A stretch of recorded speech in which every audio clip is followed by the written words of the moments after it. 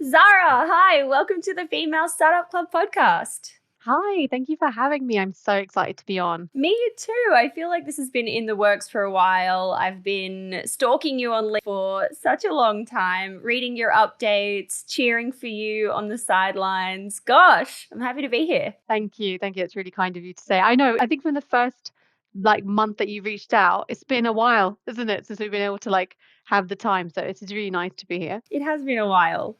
Let's get straight into it and give us a little bit of an introduction to who you are and what your business is. My name is Zara, and my business is a Indian-inspired skincare brand, which I started with my husband. So I'm the co-founder, and a very organic story of how we started. The gist of it is that we make Asian-inspired skincare. It's very much inspired by Ayurveda, and if people don't know what Ayurveda is, it's a system of medicine. So it's one of the oldest healing systems in the world, and it's very much inspired by that, and it's inspired by our South Asian roots.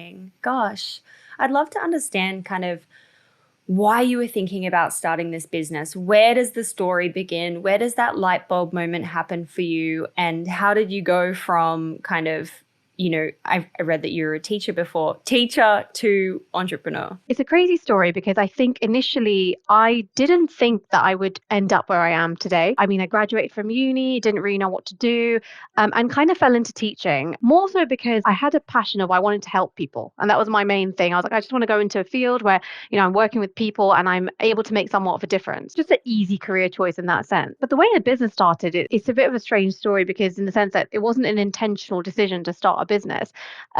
So I was actually pregnant with my daughter and I was on maternity leave at the time. And I developed a really painful dry skin condition. Because I was pregnant, I didn't want to use any of the creams that the doctors were prescribing at the time, which is mainly steroid creams. Like they go straight for steroids, obviously being pregnant, didn't want to use those. Because I'm from a South Asian background, I've kind of grown up, and I think a lot of South Asian people experience this where you grow up using natural ingredients which your grandma or your mum has passed down to you for any kind of ailment. And that's whether you've got a problem with your hair, whether it's a problem with your skin. There's always a natural ingredient solution for it. I come from a background of Ayurveda in the sense that my grandma used to create loads of different recipes, and she was kind of known as a healer. And she had these incredible formulations and incredible recipes, which I guess I kind of grew up with, not knowing actually how amazing they were, because it's so ingrained in our culture, which is like our go-to to use these kind of ingredients. I started experimenting and formulating with my husband. We came across an ingredient which was black SMT. I started using it as a topical body scrub. And literally, my skin transformed within the week. It was completely different. And then I think at that point we were like, this is actually amazing. Could we start a business off the back of this? Like, is this something that people would want? And it was more, again, it came from the helping perspective, which was like, I want to be able to give this to other pregnant women. Like I wanted to be able to help other women who are suffering from this kind of thing, who might be looking for a natural solution. And at the time, there was no product out there that was using this ingredient. Like nobody was using Indian black SMT, which is sourced from India, and it has such incredible skin benefits. So it was just kind of like, do we start with just this one product and see how it goes? And that's literally it. Like we just started off the back of that, formulated, got clued up on all the legals and launched the business. I think it was within 3 months. I was still on maternity leave, when we launched it. So it was so crazy. It was my second daughter as well. And it was just such a crazy time. But yeah, it was such an unintentional start, just kind of discovering something amazing. Wow, I love that. Gosh, your grandma must be so proud of you. That's just so amazing. Yeah, I mean, it's just insane. It just kind of happened off the back. And yeah, we launched with one product. And I think that's a misconception a lot of people have, that you need to have a big range when you're stepping into a skincare market, which is such a heavily saturated market as it is. I think people have that idea of you need to have 10 products and you need to, have a whole range of, and it wasn't the case. We started with one product and now we still have a small range, but it's growing. We have 5 or 6 products now, and we're slowly developing that. But I think it goes to show that you can just start with one thing and just see how it goes.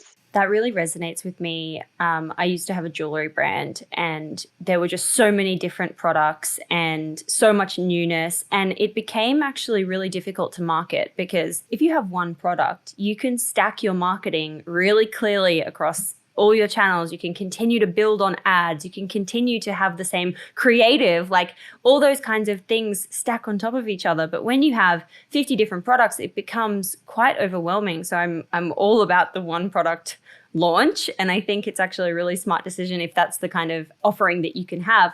I'd love to kind of talk a bit more about how you got started, what you were doing in those early days to get ready to launch and bring this brand out into the world. Again, people have the idea of age being a factor when you're launching, because I think people think, oh, you have to be really young and have all the time in the world.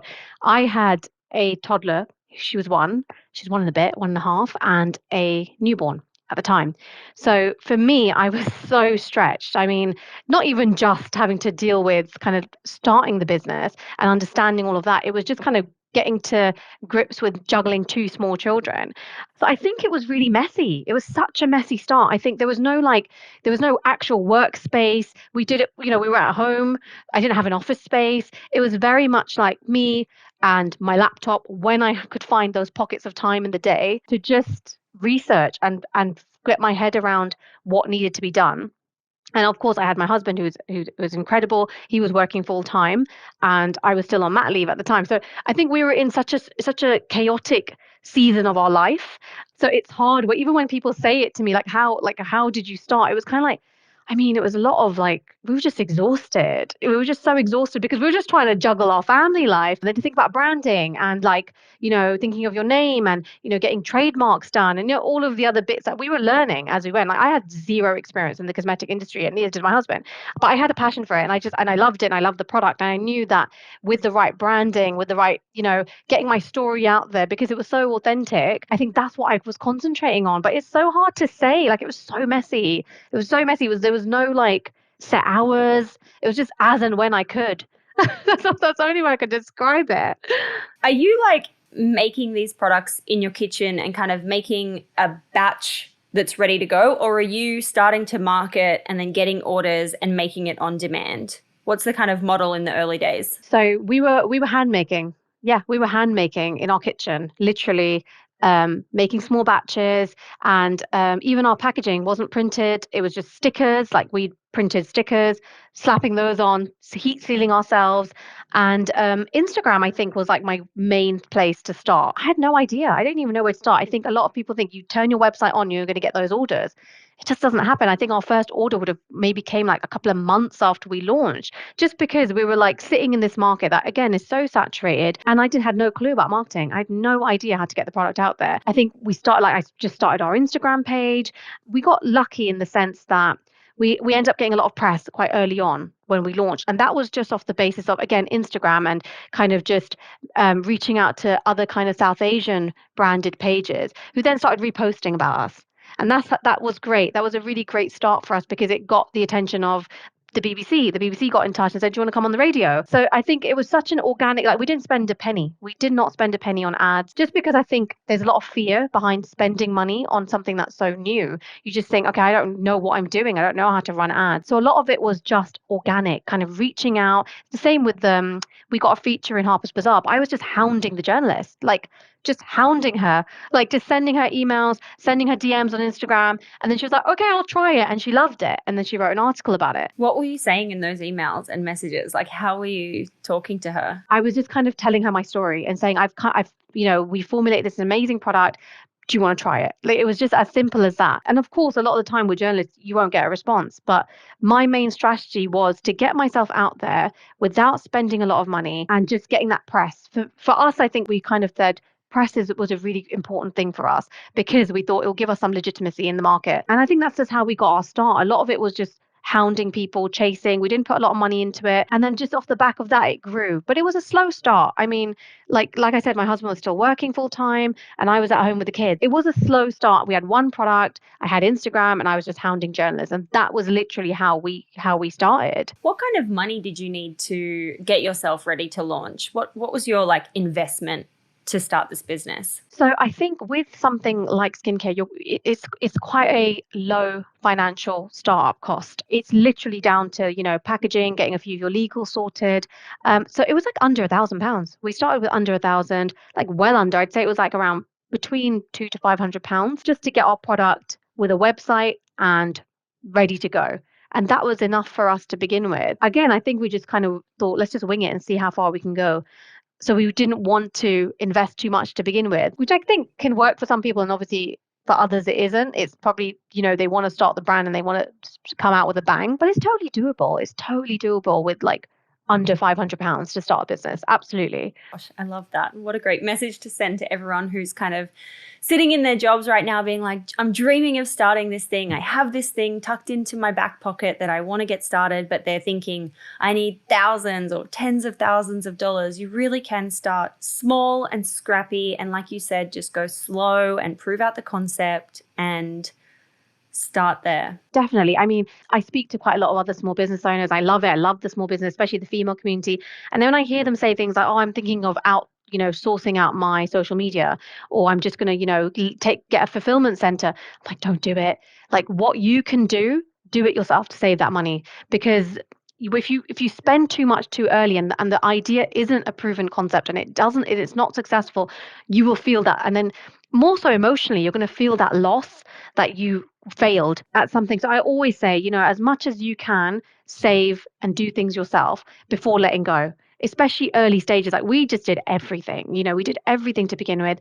And it's hard, but I think everybody knows that running a business is hard work. And if you're passionate about it, you can totally push yourself through it. Absolutely. Gosh, I want to go kind of talking around this time. I think we're in 2018 now at the moment, right? Where you've spent a few months, you're easing into it, you're starting to get press, things are starting to kind of move along. What happens next? How do you kind of take the brand to the next level? And when do things start to snowball? So again, we were kind of in that slow burner stage, and it was okay. Like for me, physically and emotionally, mentally, I think it was a good stage to be in because I was coping with a lot with the girls at home. And then we had Glossybox reach out. And Glossybox is the UK's biggest beauty subscription service. They reached out and they said, "Oh, we really like the look of it. We really like the look of your product. Can we have some for our box?" We were like, "Oh my gosh, this sounds amazing. How many do you need?" And remember, at this stage, we're still hand making batches at home. They placed an order for 110,000 units. What? 110,000 units? Oh my gosh. And we were like, what? We don't have staff. We don't have a factory. We took the order on. We did 110,000 units. We took the order on. And the reason we took it on, we did weigh it out. And I think it's one of those things where we just thought, you know what? This is the opportunity for us to just get our product into 110,000 people's hands. And we went with it. We said, yep, we can do it. Okay, so how do you do that? So we turned our house into a factory. Oh my God, you did it yourself. What? Essentially, we did it ourselves because the way that beauty subscription models work is because they have a certain amount of products that they have to fulfill in the box. It's not the same as when you go to a retailer. So we didn't have an option to go to a manufacturer. And also, I think we were just at that stage where we thought, we can do it. Like handmade product is always, we had that control and we weren't ready to let go of that control. So literally, we moved our furniture out of our living room. We got industrial machines in. We had a marquee in our garden. Thankfully, it was summertime, so we ran out of storage pretty fast. Our shed at the back was full. It was like a 3 to 4 month project, and when I say that order nearly killed us, it literally nearly killed us. Like we were filling heats. Like one room was like a heat sealing room. Bearing in mind, I have 2 very little girls. Like my family and like all of our family and friends were amazing. Like my mum just took the girls. She was like, "I'll just take them, and you just need to get on." And oh my God, like we had like pallets on our driveway. We had like huge delivery vans coming with like like all of our wholesale ingredients and our packaging. And it was just insane. That summer was so difficult, but we did it.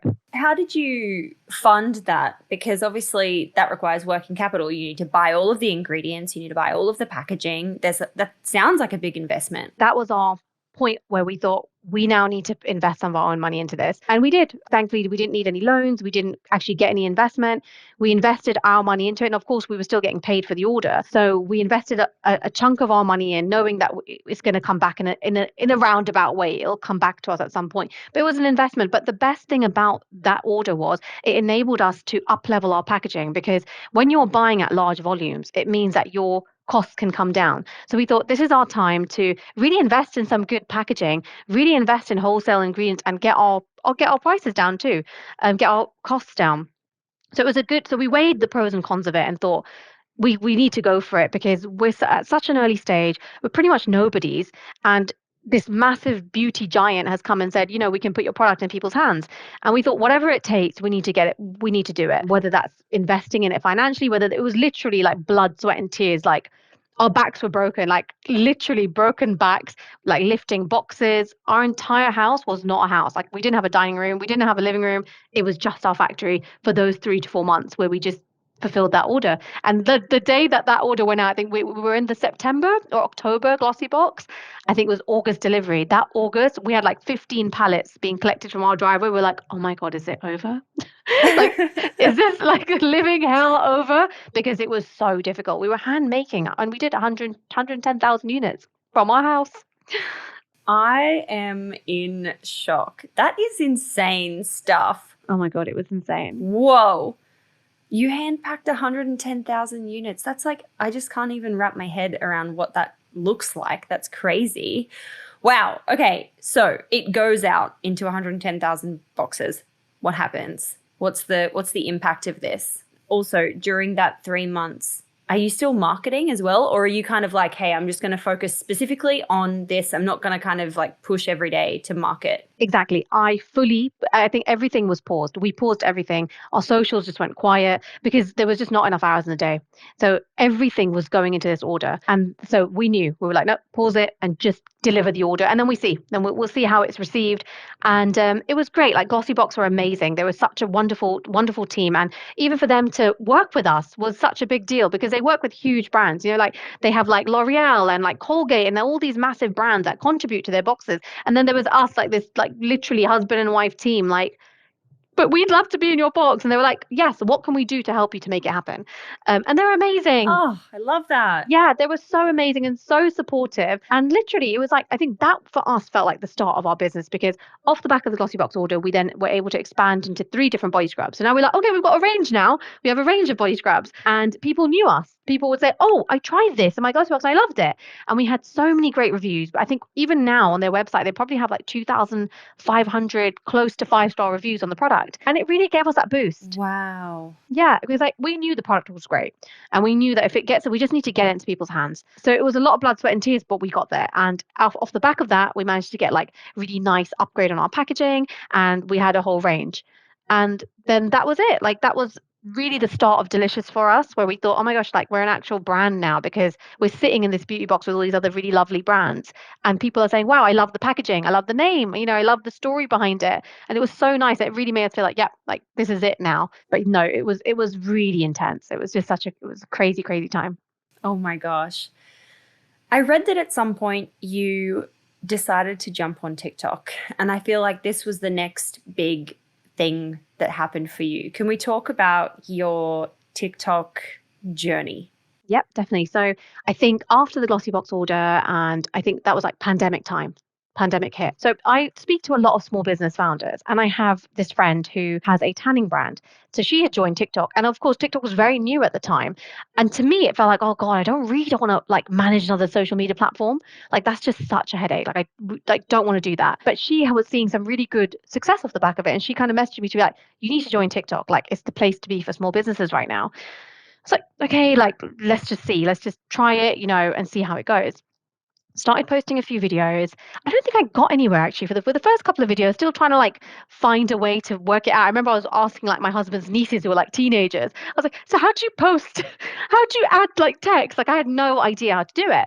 And then I started sharing. I think with TikTok, you kind of need to like test it and see what it is that your particular audience wants. And I think when I started talking about my first video that went viral was I did a video about how I used to bleach my skin as a South Asian woman and skin whitening and how toxic it is and how toxic the culture is that promotes skin whitening. And I think that blew up where people were like, oh my God, yes, that's so true. Like skin whitening in the Asian culture, so toxic. And I think that was like, okay, wow, like people really resonated with that message. And then I started posting. So at that point in the pandemic, we'd formulated some body balms. Again, formulated for super dry skin, a really unique formulation, really like they were brand new. We launched them in like October time. We joined TikTok around January, Feb. And they were pretty new. And at this point, I was kind of hounding retailers or hounding people to be like, try the balms, they're amazing, and not really getting anywhere with them. Started posting about them on TikTok and it just blew up. Like it was incredible. I think I had one customer who had shared it with a magazine, how much it had helped her psoriasis. And I posted that on TikTok and it just blew up. Like people were like, oh my God, if this works, I want to try it. And then people started buying. At that point, we were hand making the balms. We were probably doing about 100 a week, hand making 100 a week. And then the more that people bought on from the back of TikTok, the more success they were getting. And then I literally was getting DM'd like hundreds of before and after shots of people's skin. So anybody that was trying the balm was like, oh my God, look at it. And I was sharing that. And then every single video was going viral because people were like, what is this like magical moisturizer? And we were just all we were doing was all day long, me and my husband make hand making balms, and shifting them because of the back of TikTok, the videos going viral, and the fact that people were like, oh my God, the product works. People were commenting on TikTok, I bought it, it works, you know? And it was just insane. Like at that point, then, you know, we'd only bought like a couple of thousand like bits of enough to make the ingredients enough to, and then we were just selling out, constantly selling out. Every single video going viral, like getting viral. It was just insane. I think it was just because the product worked. Like people were like, oh my God, it actually works. Look at my eczema results. Look at my psoriasis. Look at this. Look at that.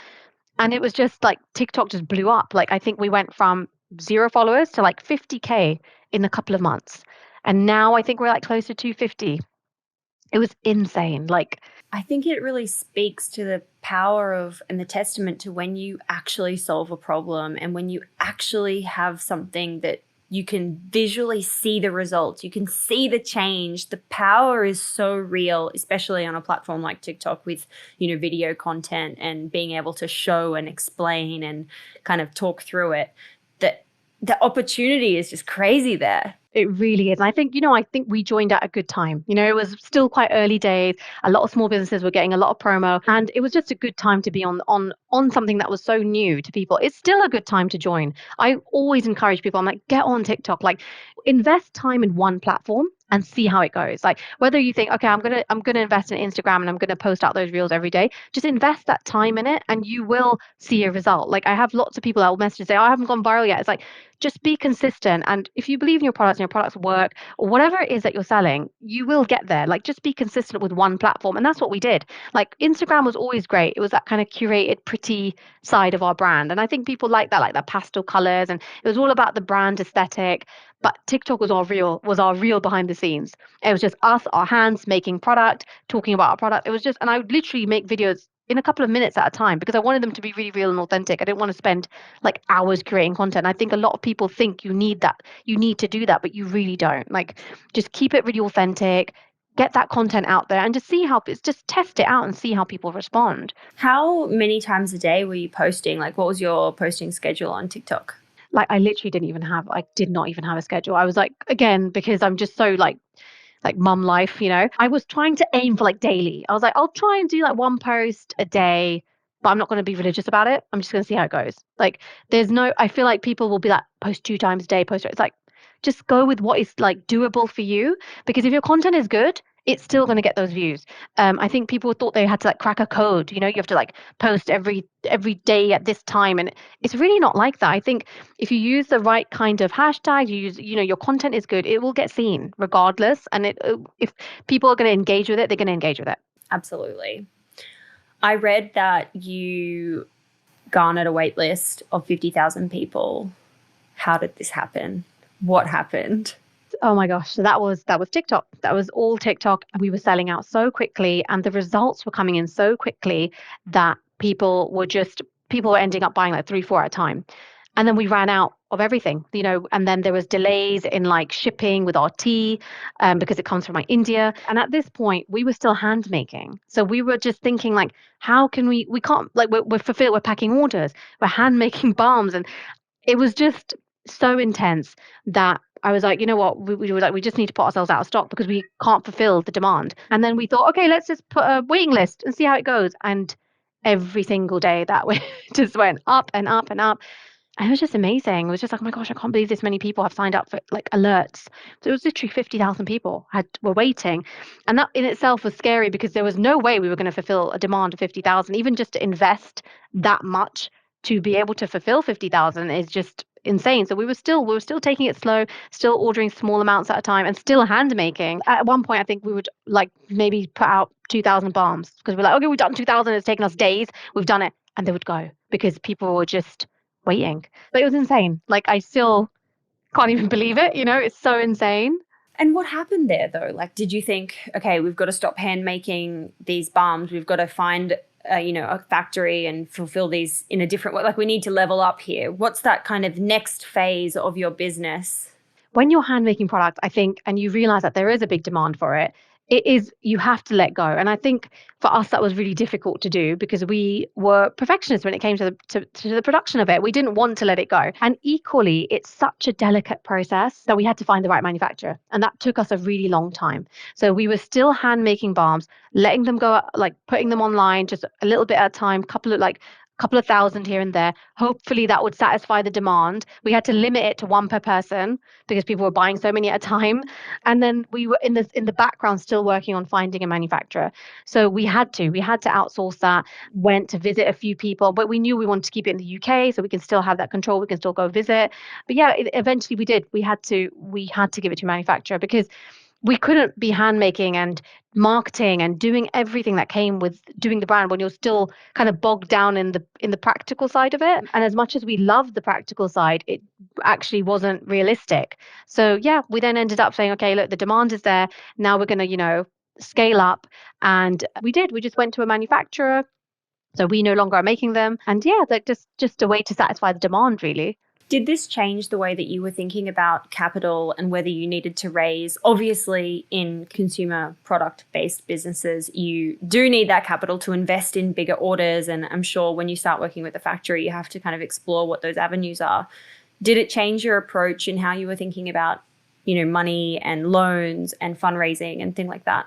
I think so. I think that was a time when we thought, you know what, is there a way for us to kind of raise some kind of investment? And we looked at crowdfunding. Essentially, initially we looked at crowdfunding, and I think that is still a great option. We didn't end up going for it, and thankfully we ended up not having to take loans, and we scaled so slowly. And I think when people look at us from the outside, they think, "Oh my gosh, like you blew up so quickly. How did you manage?" We took it really slow because we knew that raising investment is not always easy, and there's a lot of complications I think that come with it, and a lot more pressure as well. I think when you have an investor on board, you now have somebody else who's kind of asking you and questioning your business. And I think we weren't really sure in what way to go. But thankfully, because we had so many orders that we had enough and we took it so slow, we didn't actually end up having to get any external investment. But I think it was around that time when I was also approached by Dragon's Den. So, for anybody that doesn't know, BBC Dragon's Den, it's like an investment show. You go on, you pitch, and you're pitching to essentially these dragons who are millionaires. And I think how we thought, oh, okay, we've got something really good here. We know we're really small; it's just us, but potentially this could be a good route to getting investment. So we entertained that idea as well. But I think because we took it so slow, we didn't actually have to exhaust too many external avenues, if that makes sense. But I think that was the best way for us to grow, to do it slowly. Did you go on Dragon's Den? I did go on Dragon's Den, yes. How did it go? Not so great. I mean, it's just kind of like traumatic talking about it now.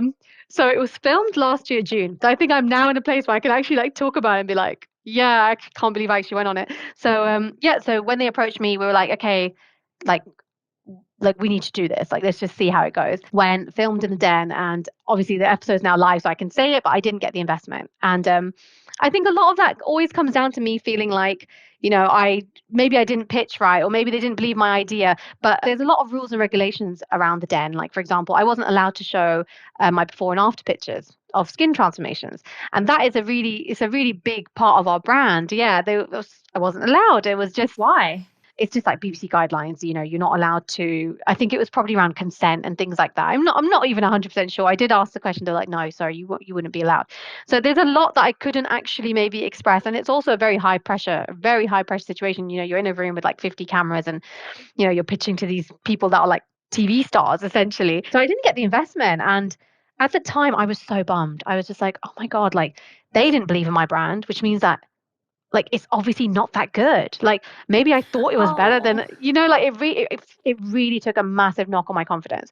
And my husband was amazing. He was like, no, you don't need to listen to you. Like, you were great. But I fully felt like I had let like the business down. I had let the brand down because I'd gone on as the spokesperson for it. I mean, we carried on. I just think they didn't believe me. I think they didn't believe how great it was and how much it was working and how much it was helping people's skin. And I just don't think they got it. And maybe also like me being like an ex-teacher and kind of standing there like, I started this with zero experience. Like, what do you think? Like they're like, yeah, nah. Like we don't trust you. We don't think you know what you're doing. But yeah, then Dragon's Den happened and we didn't get the investment, but thankfully we actually didn't need it. The business carried on, and by the time the episode had aired, I think a lot of people were like, I'm really shocked you didn't get it because clearly the brand has gone from strength to strength. But obviously at the time I just thought it was awful. I really took it to heart that they didn't want to invest. But yeah. I think sometimes in those situations, it can be a silver lining that you go through the experience and you don't take investment or you don't get given the opportunity to get investment. And in hindsight, it might be for the better that you didn't take money, too early on, Yes. Yeah. And also like give a part of our business away, like you're giving a big part of your business away. And also I think it's important for people to remember it's just a TV show. I don't think that it's, how real investment circles and how you actually raise investment. And if you were to pitch for an investment, I actually don't think that that's how it would go. Like essentially they say a lot of things for entertainment. And when people watch that and they think that's how you have to raise investment, I don't think that's the case. I think that people are a lot kinder in the real world because they're not kind of trying to do it for entertainment. And it is an entertainment show, but it was an experience and I'm glad I did it. I think after I'd like seen the episode, I was like, yeah, I'm glad that it was great, Of course, it's a great experience to go through. It's a learning curve for sure. definitely. I think it just made me stronger. Definitely. I feel like we've spoken a lot about the success of your brand and all these kind of amazing things that have happened for you when it comes to the waitlist and Glossybox. What are some of the challenging things that you're going through as a business owner that we don't see on social media that other business owners might be sitting there being like, oh, it feels really hard. Like I'm struggling a lot. Like everything is hard. Everything is hard. Like I think people, and this is what it shocks me when I hear the successes being listed because to me the negatives feel more because I do think it's difficult. Like I just think everything can be a challenge. Like your time, your effort and feeling like you are quite literally just saturated in all these businesses trying to make your mark and you're not getting anywhere with it. And that's how that's how we feel. I think the biggest challenge for us has been kind of figuring out our next steps each time on every stage. It's just kind of like, okay, so where do we go from here? And the multiple amount of rejections, like we have been rejected constantly from buyers. I think whenever you get into a retailer, I think people are like, oh my gosh, wow, you're in a retailer. It's like, yeah, but you don't know how many doors were shut before we got the yes. The amount of rejections, the amount of emails that are ghosted, it really does make you just feel so low. Like you just think, okay, what am I doing? Like, why am I even doing this? If they don't see potential in this brand, like, does this brand even have potential? You question everything. And I think emotionally, it's really difficult. I think emotionally, it's so difficult running a business. And especially if you're doing it by yourself. Like, I think that's even harder. I think everything is a challenge, honestly. Like, that's the only way I can. I mean, I hope that it's not like super negative to say that, but it is really hard. And I think it's very easy for people to share their wins but I just think the reason they're doing that is because that win was so important because it probably took them so many no's. Like we were like rejected by a major retailer in like January before the balms went viral.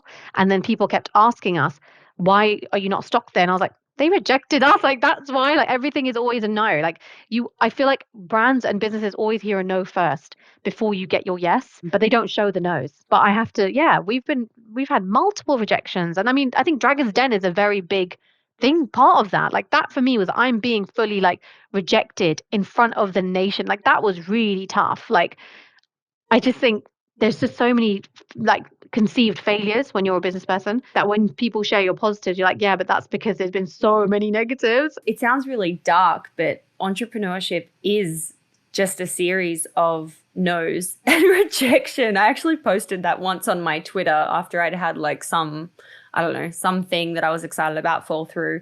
And someone was like, this is a really negative view. And I was like, is it negative or is it realistic? Literally, like it's so many no's. It's so many no's. It's so many rejections. And there's so many things that can just go wrong in a day. And the other thing is, I think people think that these positives, I feel like sometimes they're very short lived. Like, for example, like going viral on social media. Like, what happens then is you build up that pressure on yourself where you think, okay, like my videos are now I need to make another one. And if you get low views, you're like, oh no, what have I done wrong? Like, is there something wrong? You know, like there's a lot, it's very up and down. It's such an emotional roller coaster. And like, it's very cliche to say that, but success does not come that easily and that quickly. It is such a struggle. Like every day is a struggle because you're essentially just kind of winging it a lot of the time. You know, you do actually like for me, especially that I had no experience in a business or running a business. But yeah, like I just think it's so hard. I don't think people probably realize how hard it is. Yeah, it's that thing of like, if you had known how hard it is, would you have ever gotten started? You need to kind of go in with a naive sort of, you know, rosy glasses on to be like, yeah, like this is amazing. It's going to be amazing. And then as you kind of go through these challenges, you're like, wow, like I didn't expect it to be this difficult because of course people don't really talk about it. Yeah, definitely. Definitely. And I think a lot of the time it is that positive reel, isn't it? People showing a positive view of their life and it's like, and their business. And it's like, no, like for example, like we recently got a like office space now, like our own warehouse space. And people are like, oh my God, that's amazing. I'm like, do you realize that we were in our house, like literally working in our house for so long, like boxes everywhere, like for people to think, oh, we've gotten that, you know, and it's like, oh, wow, you've got your own space. It's like, yeah, but we didn't have this for so long, you know, like it's been so hard to get to this stage. Like it's been literal blood, sweat, and tears. Like literally, it's so hard. I think every day is hard. Keeping that all in mind, what is your kind of best piece of advice for founders who are out there listening, just getting started? I mean, again, it's really cliche to say these kind of things, but I just feel like you need to believe that you can do it and have the energy and the passion to just keep going and not let your failures define you. I think I did that when I didn't get the investment on Dragon's Den. I felt like for a good couple of weeks, I was just like, oh my God, this is just awful. I feel so low. And like, I let that failure define me. And I think it's so important for founders to not let your failures define you. Not even failures, just maybe when the door has been closed, because you put so much of yourself in a business. Like it's literally so much of you goes into it that it can feel really personal. Like, don't take it personal.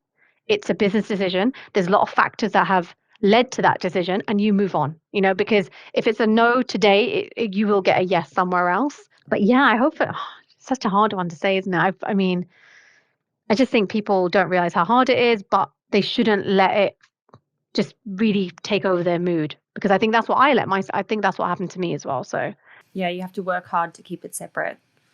Easier said than done. definitely. And you know, I think a lot of founders, especially if you're working from home, that is really difficult because it feels like you can't separate your business from you. Like you are literally one entity. And having that separation is important for your own mental health because otherwise, if you're physically in your business, you're mentally and you're emotionally in your business, it's going to take its toll and it's really unhealthy. And I think it took us a while to even realize that. The minute we took the business out of the house, even, it was like, wow, like this feels like a weight. It's been lifted. Like I just don't like, I think a lot of founders, we don't switch off, but it's so important to just kind of step back and think and realize that it's not personal.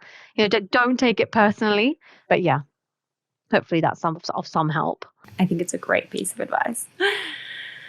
Okay, we are up to the 6 quick questions part of the episode, which some of which we might have covered, some of which we might not have, but we ask them all the same. Question number 1, what's your why? Why are you doing this every single day? My why has always it's underpinned with helping people. And I think that's where my teaching side came from.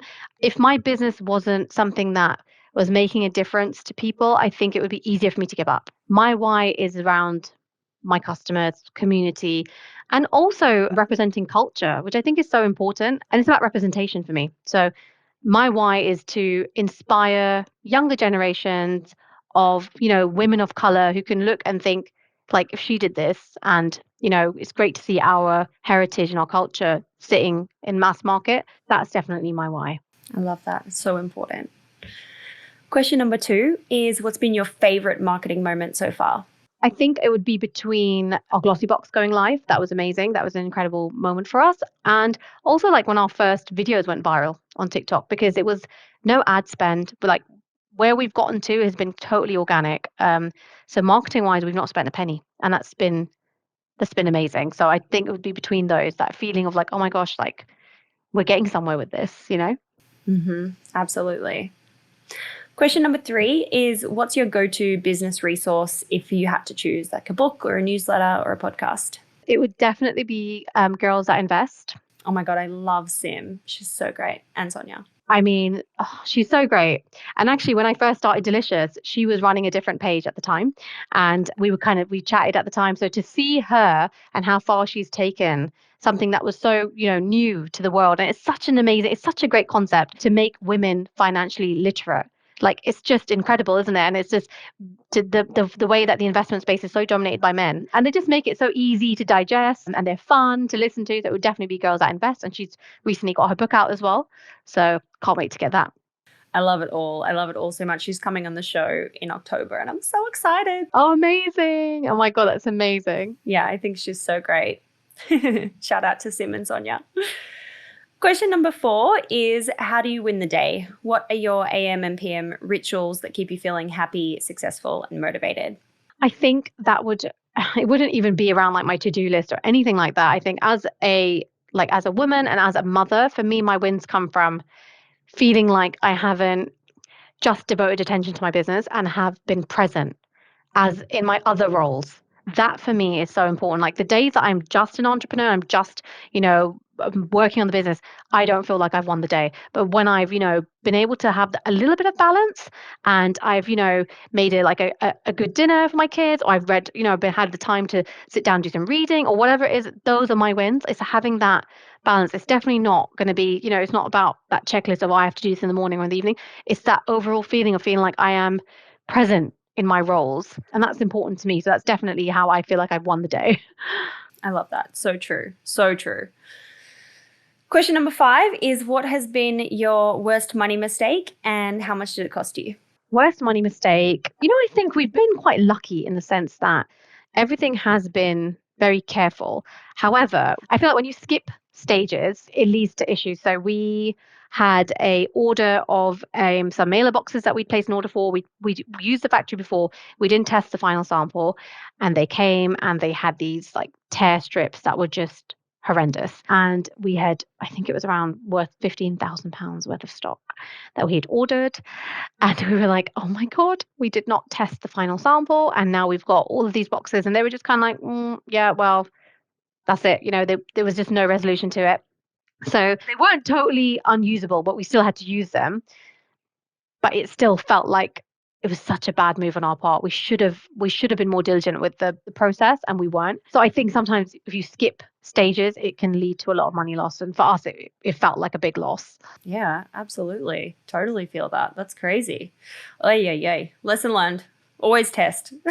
Yeah, definitely. And question number 6, last question. What is just a crazy story, good or bad, that you've had from building this business? I think our business has been on such a journey, and it's we've had so many crazy moments. I think the glossy box order would be our crazy moment of, like our neighbors looking out their windows and seeing like pallets being delivered, and we would literally be like unloading like 30 kilos of tea onto our driveway.